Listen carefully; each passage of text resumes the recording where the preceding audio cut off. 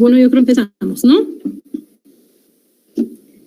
Empezaremos. ¿Se ve la presentación, no es cierto? Sí, doctora. Ya, muy bien. Bueno, la anterior clase nos quedamos en... estábamos hablando sobre cirrosis hepática y hemos comentado la cirrosis hepática compensada, descompensada, que se encuentra al examen físico, y estábamos en lo que es la insuficiencia hepática. Para determinar el grado de insuficiencia hepática en una cirrosis, tenemos la clasificación de Child-Pugh, que ya la hemos explicado, donde se toman en cuenta 3 parámetros laboratoriales y 2 clínicos, dando puntaje según lo que tenga el paciente, y según la cantidad de puntos que tenga, se clasifica como grado A, grado B o grado C, siendo el grado C el estado que tiene peor pronóstico porque tiene más complicaciones, por lo tanto tiene más insuficiencia hepática, y el grado A es un grado de insuficiencia hepática leve, que el paciente está todavía bastante compensado. Y otro parámetro para determinar el grado de insuficiencia hepática es el MELT. El MELT, donde vemos que principalmente este parámetro se determina para ver si el paciente tiene que ir a un trasplante hepático. Entonces, el MELT mide la severidad de la enfermedad hepática crónica, sirve para predecir la mortalidad a los 90 días que vienen a ser 3 meses, y se mide el MELT para determinar si ese paciente requiere ya un trasplante de hígado. Utiliza valores séricos de bilirrubina, creatinina y del INR, y esta es la fórmula. Esta es la fórmula que se utiliza, multiplicando por la bilirrubina que tenga, más este dato multiplicado por el INR, más 9.57 multiplicado por la creatinina, y más 6.43, y que se saca un valor. Y si el MELT sale de menos 9, tiene una mortalidad a 3 meses de 1.9%. Si ya tiene 10 a 19 puntos, este paciente, como tiene ya una mortalidad del 6%, tiene que ya entrar a un programa de trasplante renal. En países donde hay trasplante renal, como Chile, Brasil, Argentina, este paciente ya entra al plan, a la espera de un trasplante de hígado. Y si tiene 20 a 29, si tiene 25 de MELT, es un paciente que ya tendría que ser trasplantado, y mucho más con estos valores más altos. Hablando de la hipertensión portal, que es la consecuencia principal de la cirrosis hepática, decimos que habla de hipertensión portal cuando hay un aumento del gradiente de presión venoso hepático. Esta hipertensión portal se produce porque en este hígado cirrótico, donde hay fibrosis, donde hay nódulos de regeneración, necrosis, va a haber un aumento de la resistencia vascular intrahepática y del flujo sanguíneo en el sistema venoso porta. Esto va a ocasionar un aumento del gradiente de presión, lo que va a llevar a una formación de circulación colateral portosistémica, ¿no? Que se va a manifestar con esplenomegalia, con la presencia de circulación colateral en el abdomen, con la presencia de varices esofágicas, varices gástricas, y va a dar como consecuencia también esta hipertensión portal la ascitis, la encefalopatía hepática, la hemorragia por las varices. Entonces, se ha visto de que se forman varices esofágicas cuando este gradiente de presión está por encima de 10 milímetros de mercurio, y estas varices llegan a sangrar cuando este gradiente se eleva a más de 12 milímetros de mercurio, porque se rompen, se erosionan estas varices y van a sangrar. Entonces, una consecuencia de la encefalopatía, o mejor dicho, de la hipertensión portal es la encefalopatía hepática. Esta encefalopatía hepática, que es la alteración de conducta y de conciencia en el paciente cirrótico, se desencadena en insuficiencia hepática grave, en una insuficiencia hepática fulminante, ¿no es cierto? Que ya hemos avanzado también ese tema, o cuando hay una insuficiencia hepática cirrótica avanzada, o cuando hay anastomosis portosistémicas. Por ejemplo, se hace una cirugía para la hipertensión portal, que es la cirugía, la derivación porto-cava. En este tipo de derivación, este tipo de cirugía, hay posibilidad de que haga encefalopatía hepática frecuentemente. Por eso esta cirugía ya no se la realiza. Y también vamos a ver con el TIPS, que es un shunt que se hace por vía radiológica para bajar la presión portal. También tiene como consecuencia la presencia de encefalopatía hepática. A eso se refiere también esto. Entonces, cuando un paciente con cirrosis tiene o hace encefalopatía hepática, este es un dato de mal pronóstico. Indica que ese paciente va a tener una supervivencia de 43% al año con el primer evento de encefalopatía y 25% a los 3 años. Entonces, en la encefalopatía hepática va a haber alteraciones de conducta, neurológicas, alteraciones en laboratorio y que generalmente es reversible. Es reversible mientras tenga una insuficiencia hepática leve, moderada, no esté con una cirrosis terminal. En el 11º Congreso Mundial de Gastroenterología en Viena, en 1998, se clasificó la encefalopatía hepática en 3 tipos. La tipo A es la encefalopatía hepática que se asocia a esa falla hepática fulminante. Puede ser por intoxicación por paracetamol o por algún otro medicamento, un tóxico, hongos, que ya hemos visto este tema. El tipo 2, encefalopatía hepática asociada a derivación portosistémica quirúrgica, o el TIPS, es en inglés, la sigla TIPS es en inglés, y en español es PPI, que es derivación percutánea portosistémica intrahepática. Es un procedimiento que se realiza por radiología intervencionista para bajar la presión portal. Ya vamos a ver en el curso de la clase de qué se trata. Entonces, ese tipo de encefalopatía secundaria a estos procedimientos, sea quirúrgico o radiológico intervencionista para bajar la presión portal, hace que puedan tener como consecuencia encefalopatía hepática frecuente. Y esa es la de tipo B. La de tipo C es la que normalmente vemos en el paciente con cirrosis, es la encefalopatía asociada a la hepatopatía crónica, y tenemos una que es la encefalopatía hepática episódica simple o recurrente.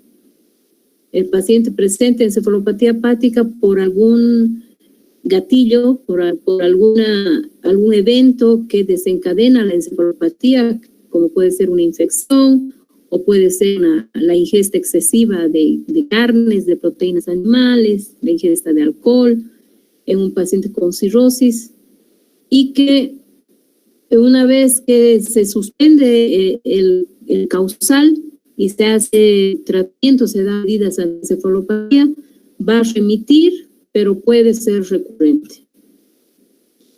Tenemos algunos pacientes que tienen encefalopatía hepática persistente de forma leve o severa, y la encefalopatía hepática subclínica mínima o incipiente, que se determina por pruebas especiales, ¿no? Que ahorita vamos a ver. ¿Cuál es la fisiopatología de la encefalopatía hepática? Interviene para esto principalmente el valor o la presencia de amonio. El amonio es un producto del metabolismo de las proteínas en el intestino. El intestino hay desdoblamiento de productos nitrogenados, que esto se lleva a cabo por las bacterias que normalmente están en el colon. Entonces, estas bacterias van a metabolizar estas proteínas, va a producirse estos productos nitrogenados que van a ser luego absorbidos, que van a ir por la circulación enterohepática y normalmente van a ser metabolizados en el hígado.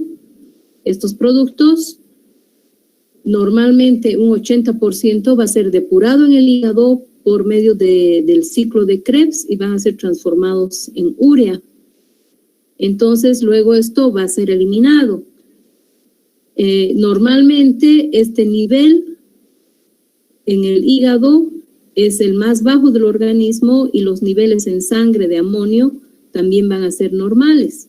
Pero en un paciente con hepatopatía crónica por la hipertensión portal, estos elementos que van a ser producidos por las bacterias colónicas no van a pasar por el hígado, no van a ser metabolizados adecuadamente por la circulación colateral portosistémica.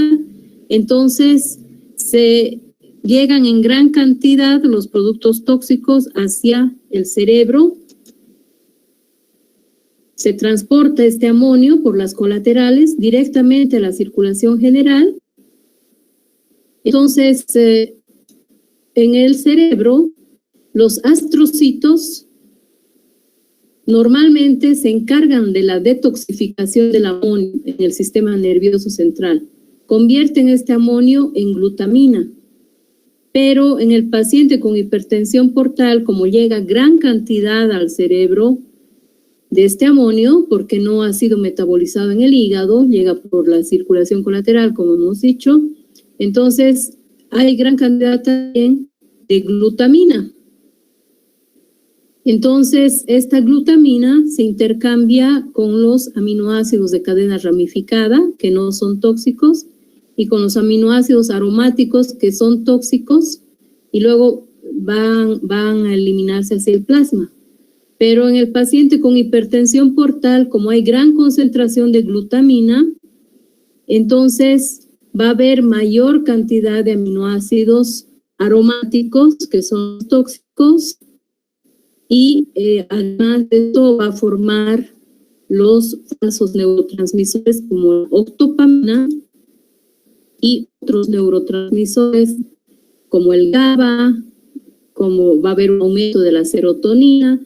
Entonces esto va a afectar, el GABA va a disminuir el nivel de conciencia. Si hay un aumento de la serotonina, va a haber alteración del sueño-vigilia. Estos pacientes duermen de día y están despiertos de noche. Luego van a reemplazar estos falsos neurotransmisores, van a reemplazar a los verdaderos transmisores en el cerebro.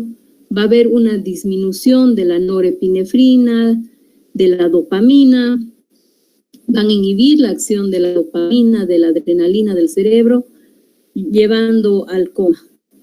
Perturban la transmisión neurosináptica, disminuyen el metabolismo energético cerebral.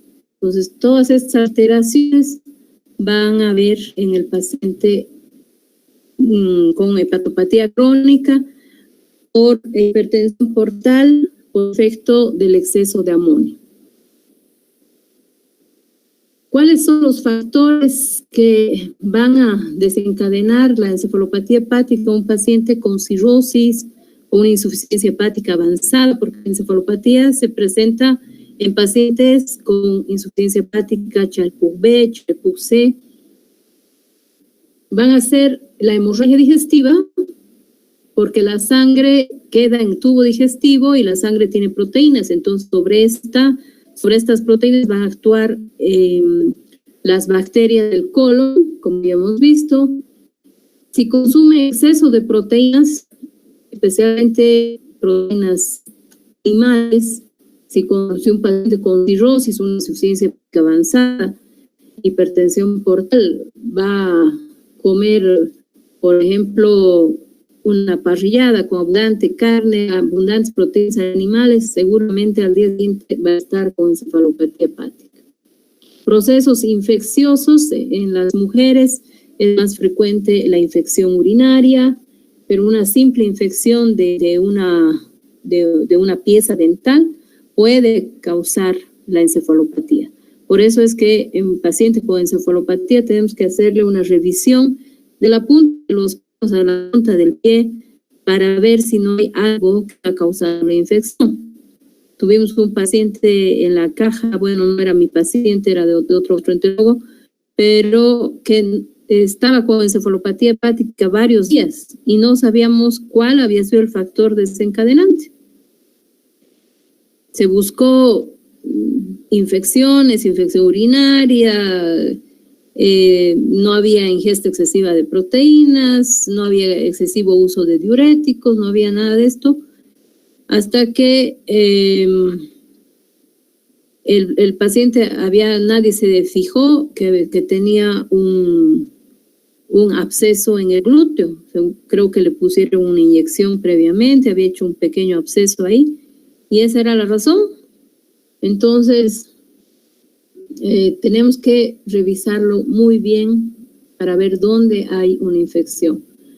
Luego, alteraciones hidroelectrolíticas por el excesivo uso de diuréticos. Si se utiliza demasiada furosemida, puede ir a una hipocalemia y alteración hidroelectrolítica que le provoca también encefalopatía hepática. El uso de sedantes, de hipnóticos, anestésicos, la hipoxia. O sea, los pacientes con cirrosis no pueden utilizar clonazepam, alprazolam, porque pueden terminar con encefalopatía hepática.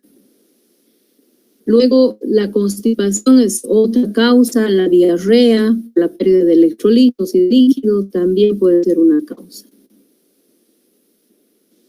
¿Cuál va a ser el cuadro clínico? Va a haber alteraciones de conciencia, como les dije, duermen de día y están despiertos de noche, y muchos familiares tienden a poner alprazolam o darles alprazolam, clonazepam o darles algún medicamento contra el insomnio. Eso no es bueno en los pacientes con cirrosis porque pueden quedar, luego puede que no despierte y hagan una encefalopatía hepática, porque ya no metabolizan estos productos, no los eliminan del organismo y les lleva a una encefalopatía. Luego van a tener apatía, lentitud de respuesta, esto porque tienen lo que se llama bradipsiquia, o sea, tienen un pensamiento lento. Se les pregunta algo y piensan mucho para responder, y tienen reducción también de los movimientos, pueden tener cambios de personalidad, en el sentido de que pueden estar irritables o pueden estar somnolientos. Hay deterioro intelectual, tienen habla lenta y monótona, eso se llama bradilalia, ¿no? Bradilalia. El pensamiento lento es bradipsiquia, y el hablar lento, el articular muy bien las palabras, se llama bradilalia. Luego tenemos el fétor hepático, que es un aliento especial del paciente con cirrosis, medio dusaino, alteraciones motoras como la asterixis que se busca en la mano, llevando la palma de la mano hacia atrás y soltándola. Entonces hay un movimiento de la mano, que a eso se llama asterixis. Hay alteración de los reflejos y tono muscular que van a estar exagerados. Y aquí tenemos la clasificación de Westhaven para encefalopatía hepática. El grado 0 solo se determina por tests.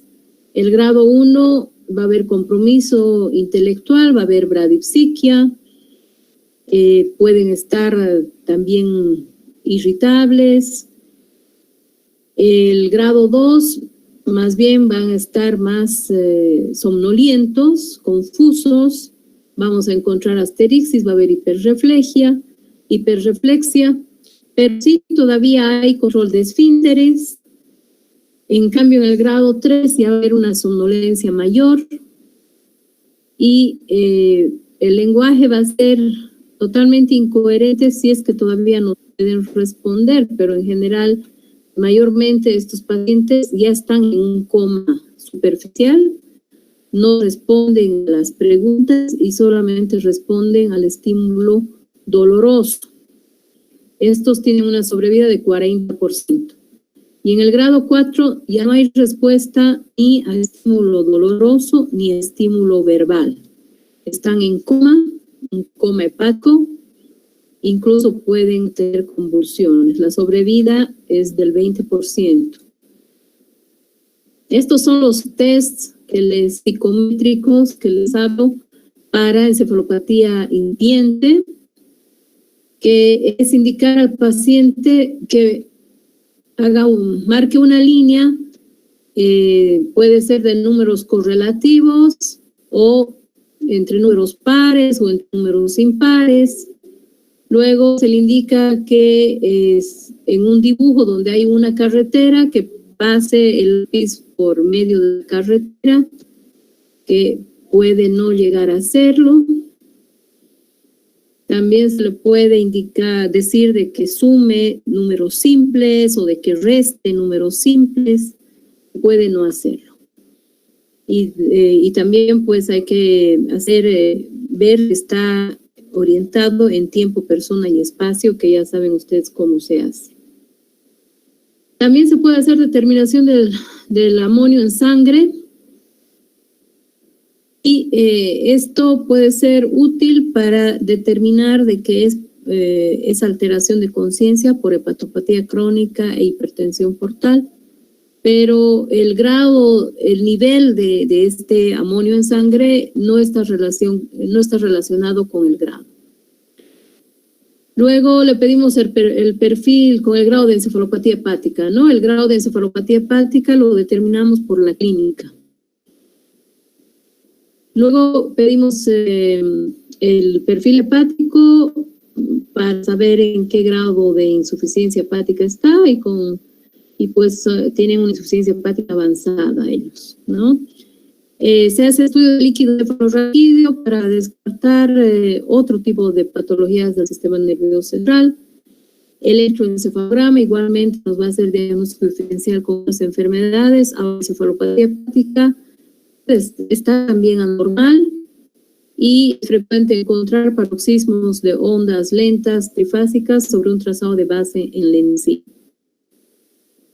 Se pide laboratorios de rutina, química sanguínea, hemograma, electrolitos,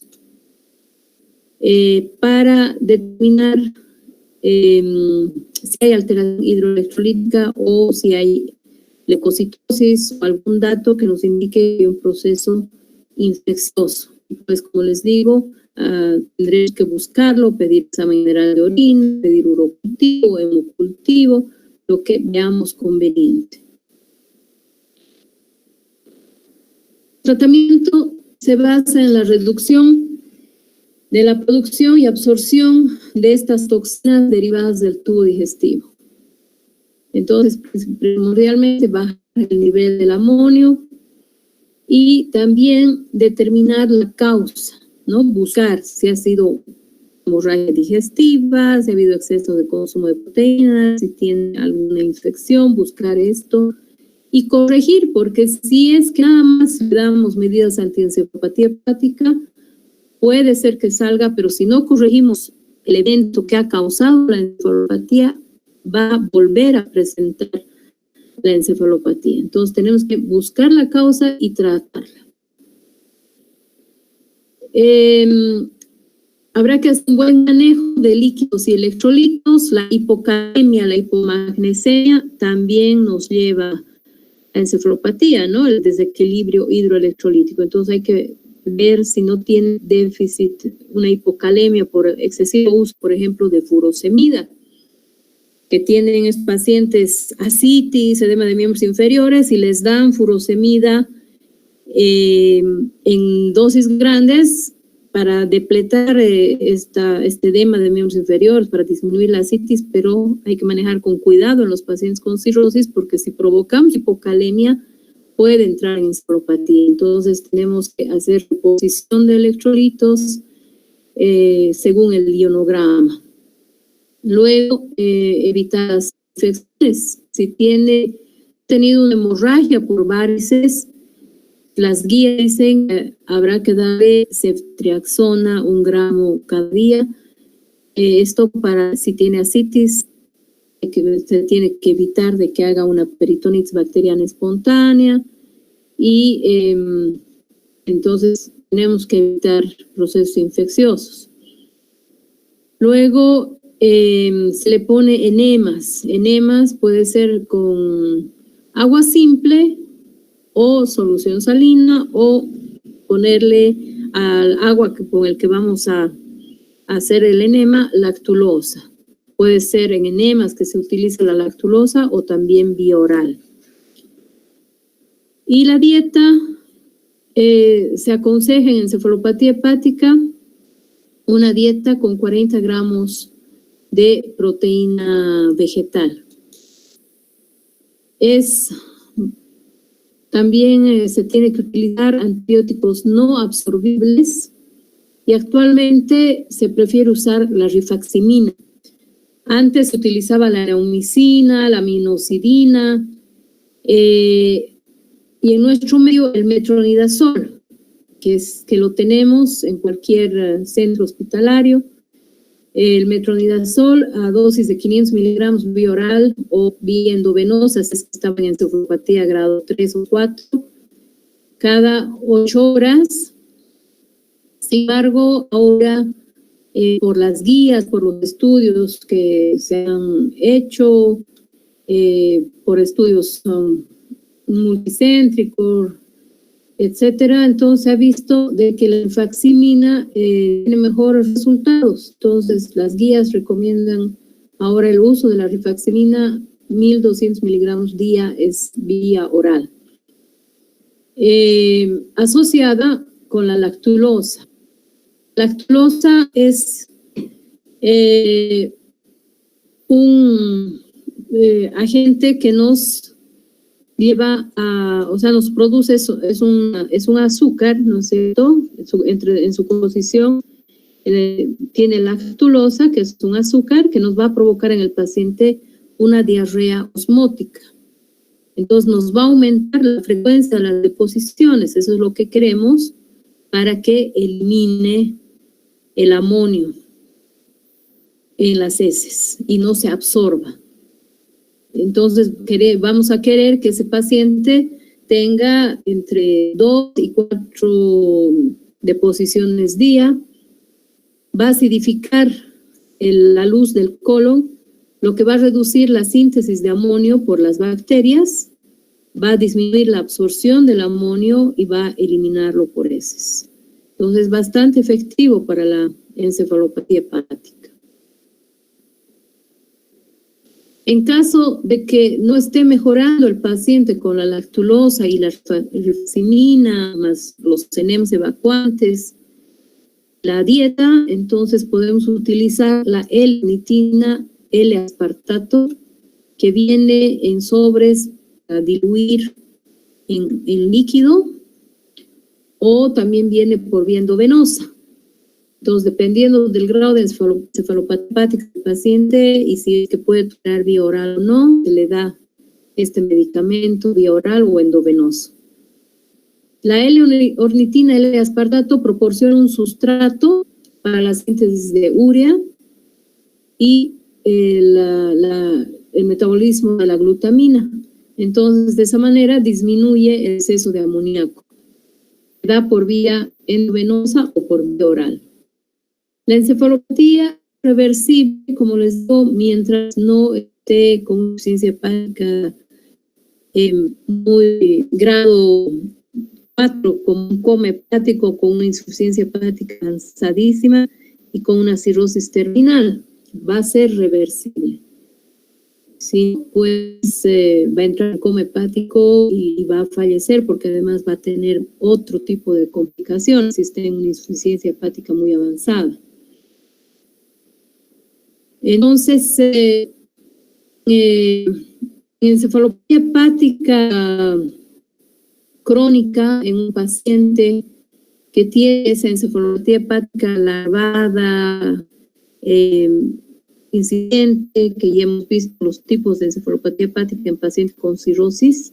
Es un paciente que tiene problemas de encefalopatía hepática incipiente pero constante. Una vez que ya lo damos de alta del hospital, pues tenemos que orientarlo en la dieta. Tiene que ser una dieta principalmente de proteínas vegetales, en 5 a 6 tomas. Y no olvidar que tiene que comer a las 8, 9 de la noche una colación. También eso es bueno en estos pacientes que están con una cirrosis avanzada, para evitar la hipoglicemia.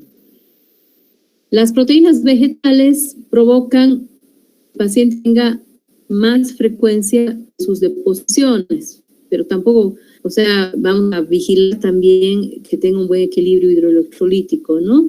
Tenemos que citarlo frecuentemente a la consulta, si es que es un paciente ambulatorio. Además, las proteínas vegetales tienen mayor cantidad de aminoácidos de cadena ramificada, mejoran la flora intestinal. Eso también se ha visto, de que la flora intestinal tiene mucho que ver para que el paciente esté bien, esté alerta y no tenga la encefalopatía. Tiene que haber un equilibrio de la flora intestinal. No tiene que haber disbiosis, que es la alteración de la flora intestinal.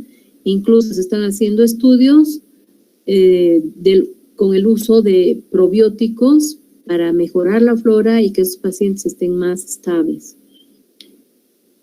Y también estas proteínas vegetales, esta dieta hace de que haya mayor incorporación del nitrógeno a la masa fecal, ¿no es cierto? Que se elimine. Y además en estos pacientes, aquí falta poner aquí lactulosa. Estos pacientes con encefalopatía hepática crónica, en su casa tienen que tomar lactulosa, 10 cc, o sea, una cucharada, cada día o 12 horas.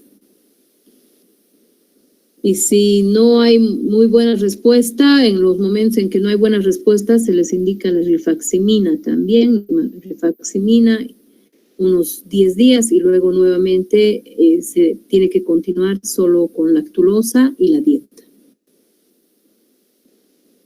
En caso de que no haya respuesta, esté con coma hepático, tendría que ir a un trasplante hepático para que sobreviva, cosa que en nuestro país no hay todavía.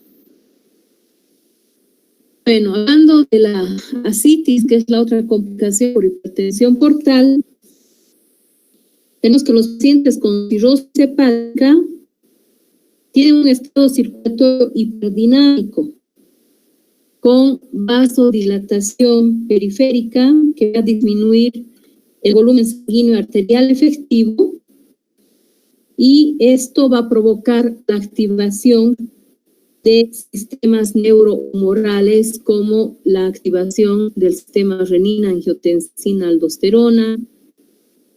Va a aumentar el factor natriurético, esto va a disminuir el sistema calicreína, va a haber disminución de la prostaglandina renal 2. Todo esto va a llevar a un aumento de la reabsorción tubular de sodio y a una retención de sodio con consiguiente retención de líquido. Además, para la formación de la ascitis también interviene el aumento de la linfa hepática e interviene la disminución de la presión oncótica, porque estos pacientes tienen una síntesis disminuida de albúmina y por lo tanto tienen hipoalbuminemia. Entonces, todos estos factores van a hacer que se produzca la ascitis. Y es así como se ve el abdomen del paciente con cirrosis, un abdomen globoso, El resto del cuerpo, fíjense, es un paciente delgado, que no tiene musculatura y está con hiperpigmentación en la cara, aquí ven también, tiene ginecomastia, no tiene vello en el pecho, seguro que tampoco tiene en las axilas, no tiene vello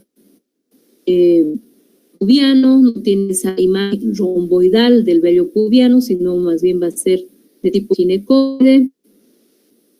Y vamos a tener la circulación colateral, abdomen globoso a expensas de líquido de ascitis y suelen tener hernia umbilical o pueden tener hernias inguinales por el aumento de la presión intraabdominal.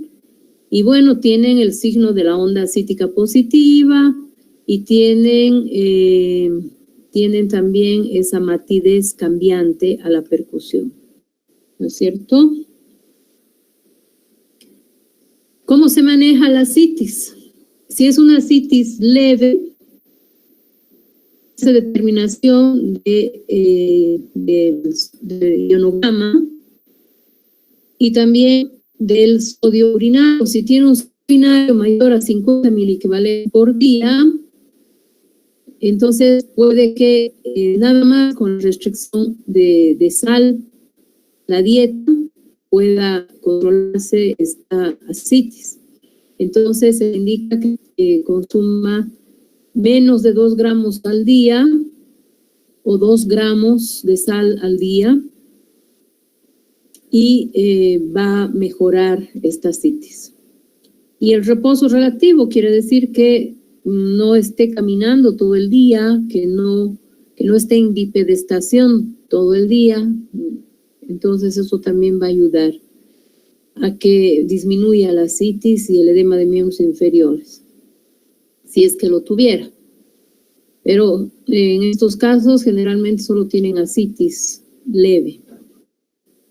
Y en caso de que además tenga un sodio sérico bajo y este paciente tiene ascitis, más edema de miembros inferiores, y eso se considera como una hiponatremia funcional, entonces habrá que restringirle también líquidos, indicarle que consuma 1000 a 1500 de líquido día.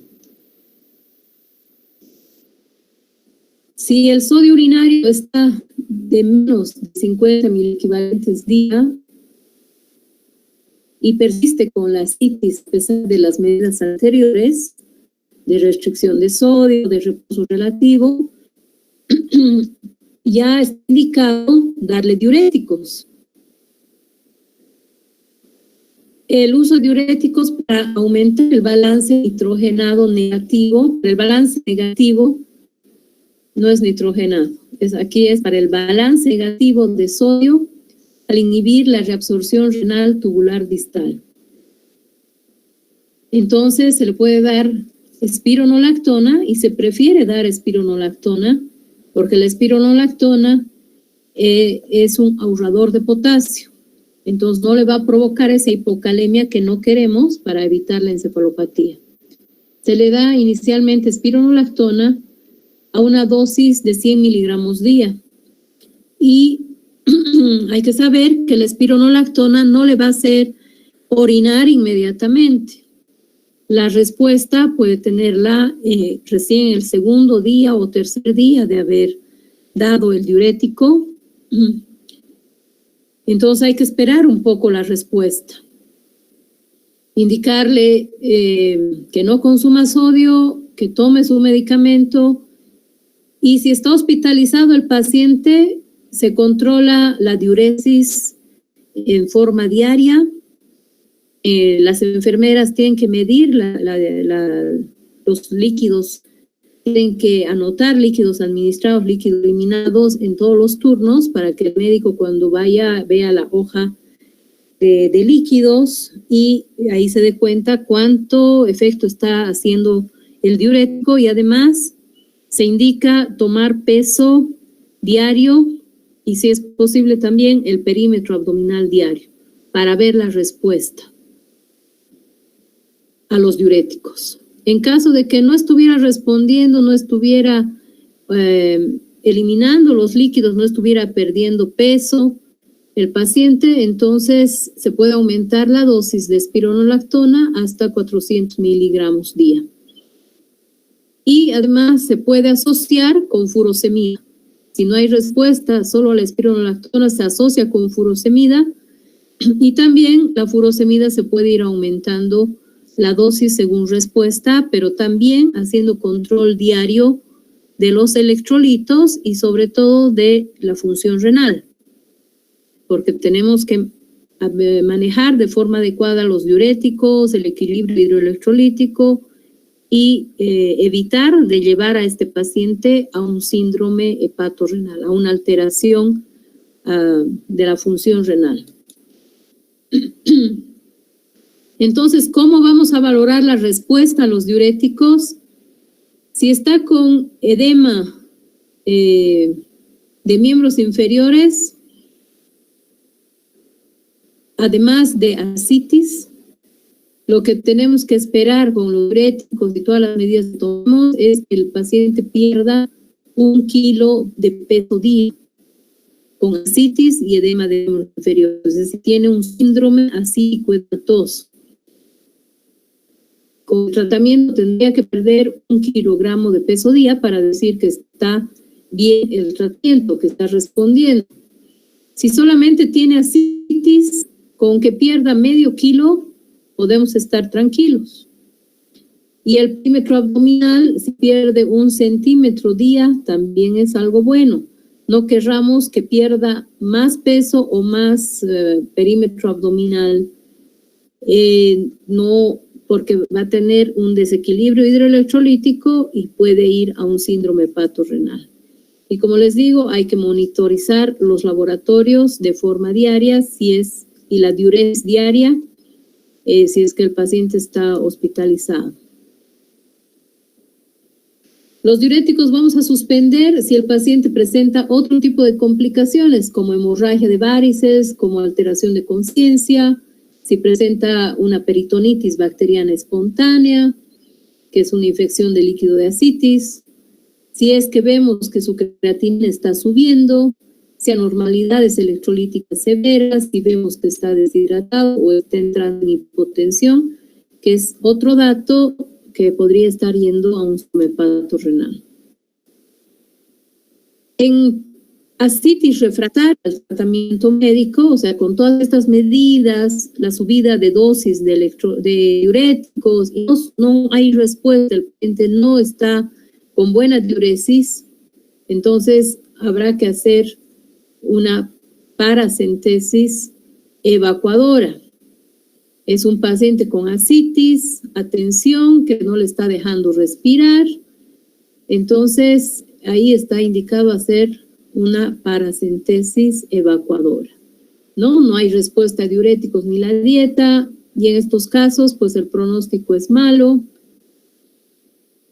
y tendrá que hacerse una paracentesis de gran volumen cada vez que el paciente necesite, cada vez que venga con la ascitis, atención y no ha respondido a los diuréticos.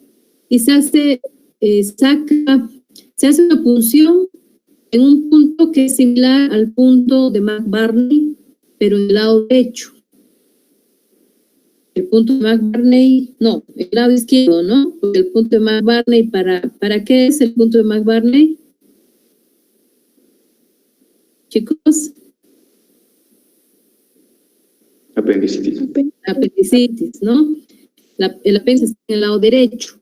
Entonces, esta punción se hace en el lado izquierdo, en un punto similar al punto McBurney, o sea, una línea que va del ombligo a la espinilla anterior superior, se divide en tres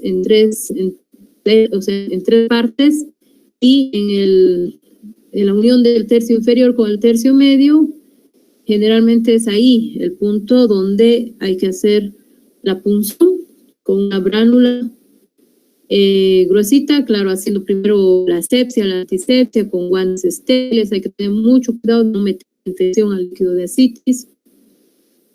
Se introduce esa cánula y se conecta a un equipo de suero y a un frasco. Y el líquido va a salir a presión por gravedad.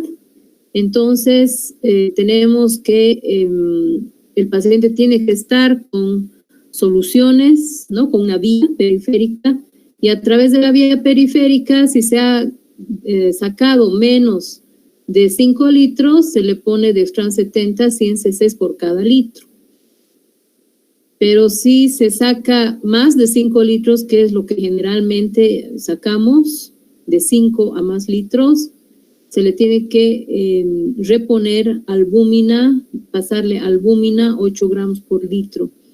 Entonces, más o menos son 2 frascos que se le pone de albúmina de forma junta. Mientras está saliendo el líquido, se le va pasando la albúmina para que no haya una descompensación y no haga un síndrome hepatorrenal. En caso de que de todas maneras haga ascitis, atención muy frecuentes, otro método para evitar que haga estas ascitis es el TIPS, ¿no? Esa derivación percutánea portosistémica intrahepática, que esto es para bajar la presión portal, pero tiene ese efecto colateral de que puede dar encefalopatía. También se puede hacer una derivación peritoneo-venosa de Levin y suspender. En estos casos se tiene que suspender los bloqueadores beta no selectivos y evitar los AINES, porque también esto es para reducir la excreción urinaria de sodio e inducen azotemia. O sea, pueden llevar a una injuria, a un daño renal.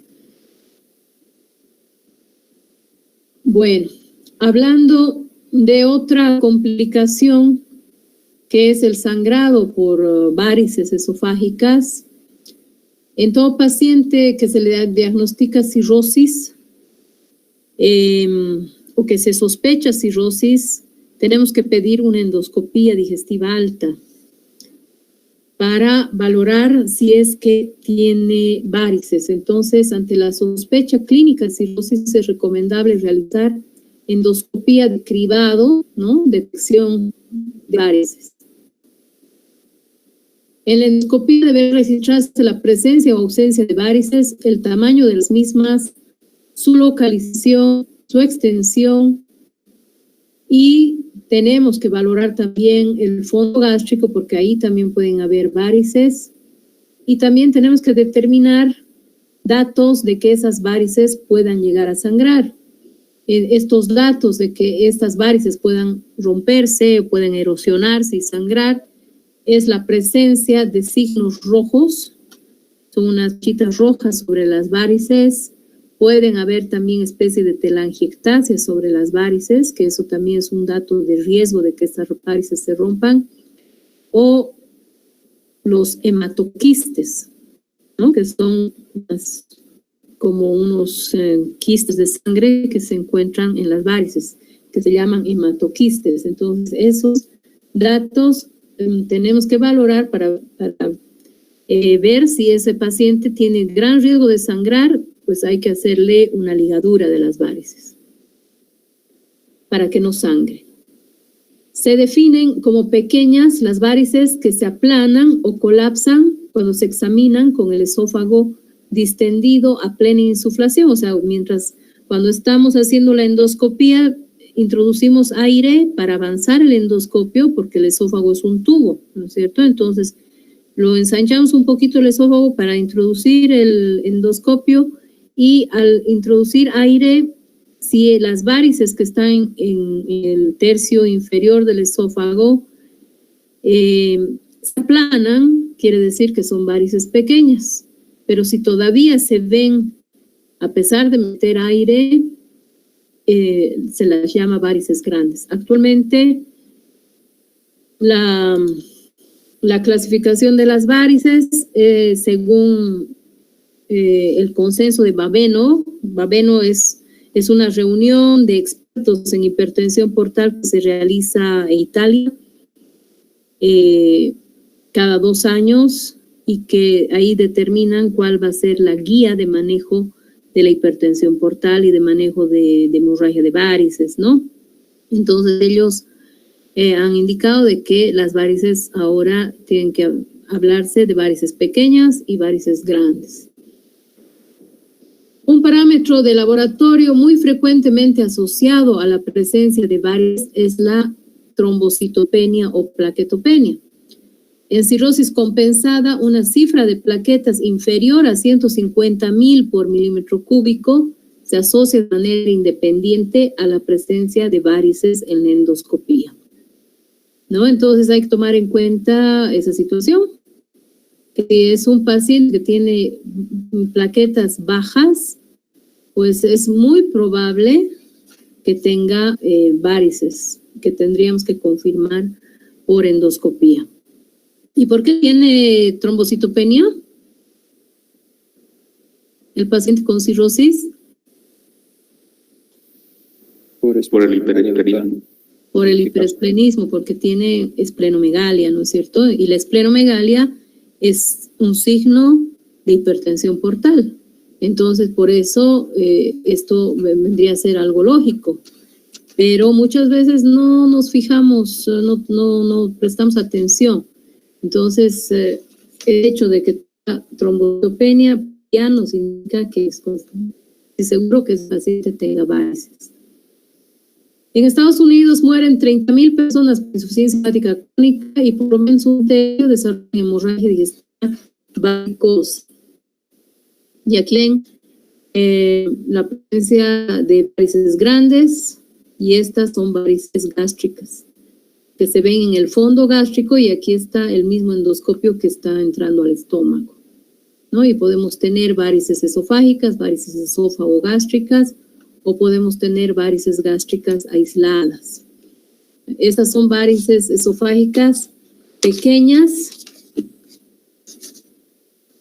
Está mal esto. Está fallando mi mouse. Entonces aquí ven la primera, las varices esofágicas pequeñas que se aplanan la insuficción, nada más como unas líneas plásticas, ¿no? Aquí ven las varices pequeñas, acá y aquí. En cambio, acá ya son los otros cordones, son varices grandes, ¿no? Estas son varices grandes. Y esta tiene una úlcera post-escleroterapia.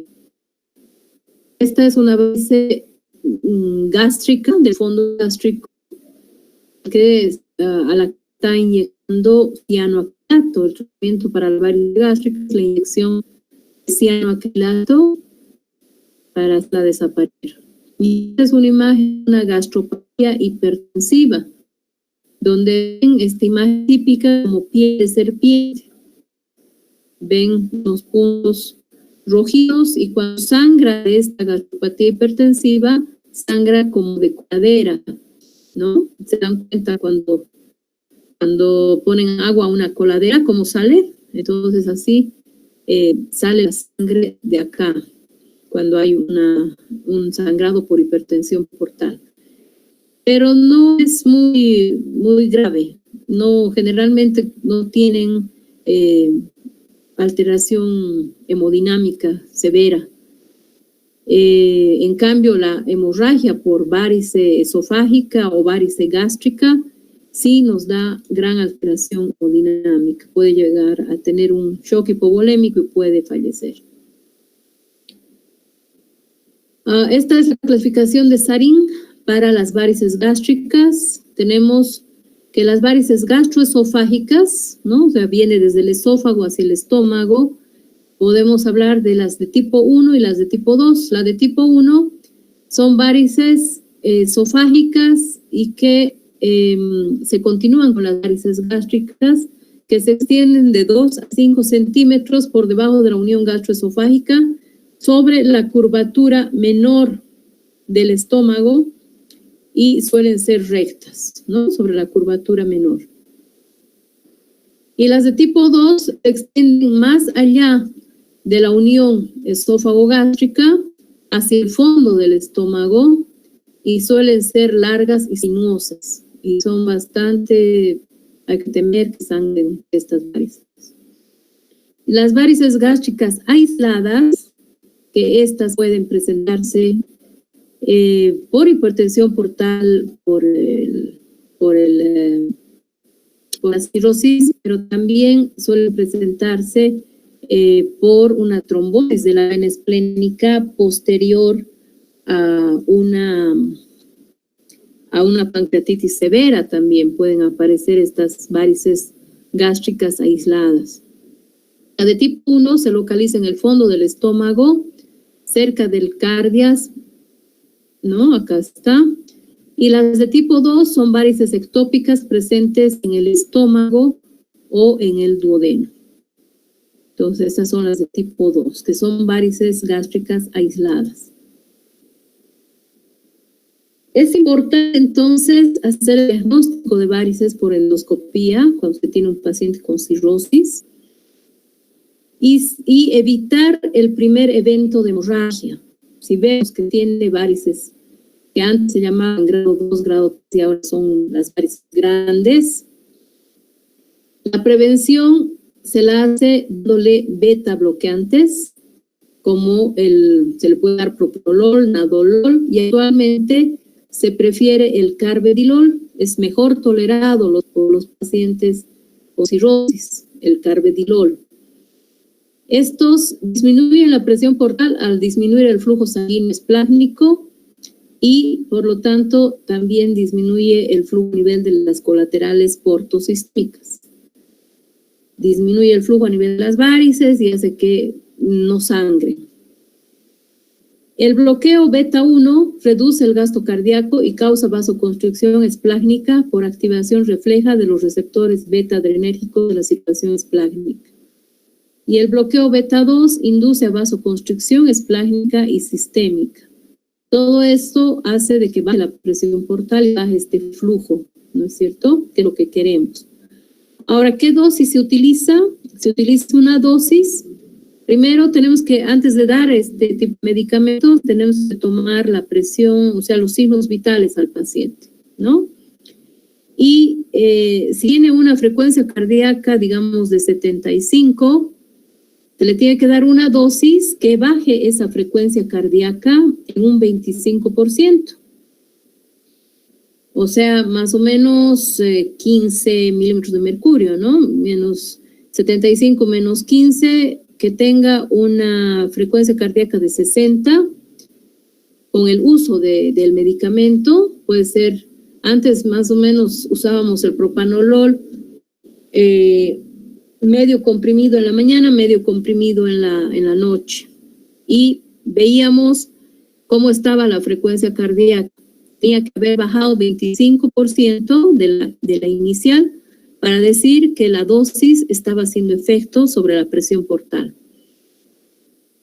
Y el carvedilol, que viene de 6.25 miligramos, igualmente le podemos dar 1 cada 12 horas. Y ver cómo está, si está disminuyendo la frecuencia cardíaca en un 25% para decir que es la dosis adecuada. Si no está sucediendo esto, entonces le podemos dar cada 8 horas, ¿no? Pero generalmente es un comprimido cada 12. Otro método para evitar el primer evento de hemorragia por las varices es la ligadura de varices con bandas elásticas. Si es que hay un sangrado activo de las varices, si es que no se le hizo la prevención y ahora viene con sus varices con hemorragia, entonces tenemos que darle medicamentos que actúen disminuyendo el flujo esplácnico, por lo tanto disminuyen el flujo portal, disminuyen la presión portal en el circuito portosistémico y de esa manera controlan la hemorragia. Estos medicamentos que nos disminuyen la presión portal en etapa aguda, en una hemorragia aguda, son la terlipresina, Puede usarse el octreotide o puede usarse la somatostatina. En nuestro medio tenemos el octreotide, la somatostatina es un poquito más difícil de conseguir y tenemos la terlipresina. La terlipresina es muy buen medicamento, es un análogo de la vasopresina que antes se usaba, pero esta vasopresina provocaba eventos isquémicos, podía provocar una isquemia de miocardio también, entonces era bien complicado usar. Ahora ya no se utiliza y se prefiere la terlipresina que no tiene sus efectos colaterales, pero sí es bastante cara, bastante cara. Entonces, en sangrado agudo se da 2 miligramos endovenoso cada 4 horas hasta que deje de sangrar y luego ya se da 1 miligramo cada 4 o cada 6 horas endovenoso, ¿no? Y esto se mantiene por unos 5 días de preferencia para que no resangre el paciente. Eso es lo que sugieren las guías, utilizar cualquiera de estos medicamentos. Ahí tienen las dosis del octreotide y de la somatostatina. Y además hacer ligadura de las varices. Actualmente se prefiere la ligadura. También existe este procedimiento que se llama escleroterapia, que es la inyección mediante esta aguja que sale del endoscopio, o sea, es un catéter que tiene una aguja que se introduce por el canal del endoscopio y que se inyecta a la varice intravaricial o paravaricial, o sea, dentro de la varice o lateralmente a la varice. Se puede infiltrar etanolamida, polidocanol o alcohol absoluto. Si es que no se tiene el polidocanol, se prefería el polidocanol antes, ¿no? Pero si no se tiene, incluso alcohol absoluto se puede infiltrar 10 a 30 ml por sesión, o sea, unos 12 ml, 12 ml, 12 ml, así se va infiltrando, para cohibir la hemorragia por compresión del edema local y la trombosis que sella el orificio de sangrado. Tiene éxito, puede responder, puede dejar de sangrar con este procedimiento, pero tiene varios efectos colaterales, por eso ya no se utiliza. Produce dolor retroesternal después del procedimiento, puede incluso llevar a hipertermia porque se inyecta una sustancia al organismo directamente a la varice y eso causa una reacción de elevación de la temperatura. Puede producir disfagia posterior al procedimiento, puede llegar a formarse úlceras, como vieron en una imagen que les dije. Esto es post-esclerosis, puede llevar a úlceras que de pronto también pueden resangrar por la presencia de estas úlceras. Y si cicatriza la úlcera, disminuye la luz del esófago y puede llevar a una estenosis esofágica. Y hay riesgo de perforación en 0,2%. Entonces, aquí ven una varice que está sangrando a chorro y se infiltra, deja de sangrar y queda así. Sí puede cohibir la hemorragia, pero tiene esos efectos colaterales que la ligadura muy rara vez produce úlcera, ¿no? Muy, muy rara vez. Generalmente no causa problemas. Un poquito de dolor retroesternal las primeras horas y después pasa. Esto se realiza mediante un endoscopio donde se pone un capuchón que tiene esas ligas, diferente número de ligas, 6, 8 ligas puede tener, que se acerca el endoscopio a la varice, se succiona, ¿no? Se aspira y luego se suelta la liga para provocar una especie de torniquete alrededor de la varice, que luego esta varice se va a necrosar, se va a caer y va a cicatrizar bien el esófago, la mucosa del esófago va a cicatrizar. El éxito es del 97%, se pueden colocar 5 a 8 bandas por sesión, tiene menos complicaciones, es un tratamiento de elección para varices sangrantes Y también se utiliza para erradicar las varices. Después de que se ha cohibido la hemorragia, a las 2 semanas se puede volver a hacer el procedimiento y volver a poner las ligas si es que hay todavía varices en el esófago, ¿no? Y en una sola sesión, o sea, en una sola endoscopía, se pueden poner 6 ligas, como dice aquí, u 8 ligas por sesión. Ahora, si es que es un paciente que está en el campo y no tienen endoscopio todavía ahí, tienen que trasladarlo a Cochabamba, a un hospital donde le hagan la endoscopía como un método para salvar al paciente. Podrían utilizar la sonda de Sengstack-Blaymore, que tiene 2 balones, el balón esofágico y el balón gástrico. Y esta, por acá, se insufla el balón esofágico, por el otro lado se insufla el balón gástrico, ¿no? Y lo del medio sirve para aspirar. Ustedes ven que en la punta de la sonda hay unos orificios. Entonces, por esos orificios se va a aspirar el contenido gástrico. Esto entra por la nariz y se introduce hasta el estómago.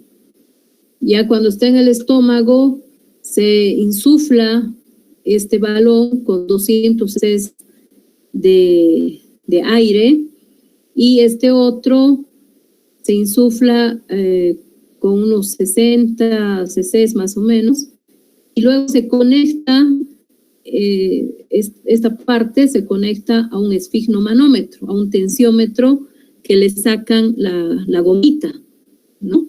Y ahí donde le sacaron la gomita ponen esto y va a medir la presión, o sea, va a subir el mercurio y el mercurio tiene que subir a 35 milímetros de mercurio. Eso es lo máximo de presión a la que tiene que estar insuflado el balón esofágico para no provocar necrosis de la mucosa esofágica, para no provocar dolor ni perforación, complicaciones, ¿no? Y se mantiene por 24 horas nada más. Se asegura bien en la nariz y antes poníamos un casco de jugador de fútbol americano o de béisbol para asegurar, porque como son pacientes con hemorragia pueden entrar en encefalopatía y pueden querer jalarse la sonda. Entonces, para evitar eso, se ponía el casco y se amarraba con una tela adhesiva al casco, esta parte, y así no se lo sacaba. Y con eso ya pueden llevarlo a un centro de endoscopía al paciente estable, hemodinámicamente ya sin sangrado, y hacerle luego la ligadura. Ahora, cuando se hace ligadura o se hacen procedimientos de endoscopía y sigue sangrando el paciente, se puede utilizar este stent que se pone en el esófago. Es un stent, es una prótesis cubierta, ¿no? Como ven, que se coloca en el esófago distal bajo guía endoscópica como una terapia de rescate para cohibir la hemorragia refractaria. Entonces se le pone esto y posteriormente, como otra solución para que no sangre, es hacerle el TIPS, que aquí en Bolivia no tenemos el TIPS. Este es el TIPS, que es la derivación portosistémica percutánea intrahepática con guía fluoroscópica. Se llega a la vena hepática a través de la yugular. Entonces, por la yugular derecha se mete un catéter, se llega a la vena hepática, se pasa aguja por el parénquima hepático a vena porta, se dilata el tracto y se coloca un stent, una cánula autoexpandible, para conseguir un gradiente de menos 10 milímetros de mercurio entre la vena porta y la vena hepática, pero tiene también riesgo de oclusión por trombosis, por estenosis y tendencia a encefalopatía, ¿no? Esta es la imagen y es un stent que se coloca para bajar la presión portal y todo esto es por radiología. Y este TIPS, como ya hemos hablado antes, sirve para controlar una hemorragia refractaria a todos los tratamientos que hemos hecho, para profilaxis secundaria a hemorragia por varices en espera de trasplante de hígado. O sea, se le hace el TIPS y ese paciente va a trasplante. Tiene que ir a un trasplante. Se utiliza también en ascitis refractaria, porque bajando la presión portal esto también puede mejorar, y en el síndrome hepatorenal puede ser útil, pero tiene ese efecto de que puede provocar encefalopatía. Por último, puede hacerse también, si no hay posibilidad de hacer un trasplante y todavía podría hacerse alguna cirugía, se podría ver de hacerle mejor una derivación pleno-renal distal que tiene menos posibilidad de hacer encefalopatías. Y la prevención de episodios de hemorragias recurrentes con ligadura para erradicar las varices, se erradica las varices con otras sesiones de ligadura de varices, o además se le da carvedilol, ¿no? Se hace ligadura y también se le da carvedilol para evitar nuevos eventos de hemorragia recurrente. Terminaremos esto de las varices. La hemorragia varicosa aguda a menudo se asocia con infección bacteriana por translocación bacteriana intestinal y trastornos de la motilidad, por lo que es útil la antibiótico terapia profiláctica. O sea, todo paciente con cirrosis que sangra por varices tiene que recibir este tipo de antibióticos. Preferimos usar la ceftriaxona 1 gramo cada día por 7 días mientras está hospitalizado el paciente, y esto aumenta la tasa de supervivencia, evita las infecciones, ¿no? Es una terapia profiláctica. Y estos son esquemas en caso de emergencia por hemorragia de varices. Es lo mismo que hemos hablado, solamente que, digamos, más didáctico para ustedes. Se hace reposición de volumen si está con hemorragia digestiva, de transfusión sanguínea si requiere, o transfusión de plasma si el TP está prolongado, darle el antibiótico, darle la terlipresina, que es lo que se prefiere ahora, o estos otros, y hacerle la ligadura, ¿no? Se hace la endoscopía una vez que esté estable el paciente, hacerle la ligadura de varices, y si no se controla el TIPS, y si es incontrolable, se le pone el balón de forma transitoria para que luego se le haga el TIPS al paciente, y también pensar en que se haga trasplante de hígado. Y en un algoritmo, igualmente, el manejo, el sangrado, la endoscopía, si son varices esofágicas, la ligadura y los fármacos por 5 días. Y una vez que si no se controla, ponerle ese stent o el balón de Sengstaken-Weber, y luego va a TIPS, y luego puede ir a cirugía o trasplante de hígado. También se le pone el medicamento, ¿no? En caso de varices gástricas, la endoscopía, y se le puede tratar con octreotide, o mejor dicho, con cianoacrilato, con el cianoacrilato para las varices gástricas, o en último caso también ir a TIPS o cirugía. Y y eso, ¿no? Y luego se hacen las ligaduras programadas para evitar la recidiva del sangrado. Y esto es lo último, creo. Si hacen una endoscopía a un paciente con cirrosis y todavía no tiene varices, se tiene que repetir la endoscopía en 2 a 3 años. No es hacer la endoscopía cada 6 meses. Puede llegar a formar varices todavía en 2 o 3 años. Entonces, eso tomar en cuenta. Si tiene varices pequeñas, repetir la endoscopía en 1 a 2 años. Y si tiene varices medianas o grandes, beta bloqueantes para evitar el primer evento de hemorragia o ligadura, ¿no? Si ha sangrado, la terlipresina más ligadura, y para evitar el resangrado, el carvedilol más ligadura. Eso es de acá, de la Organización Mundial de Gastroenterología.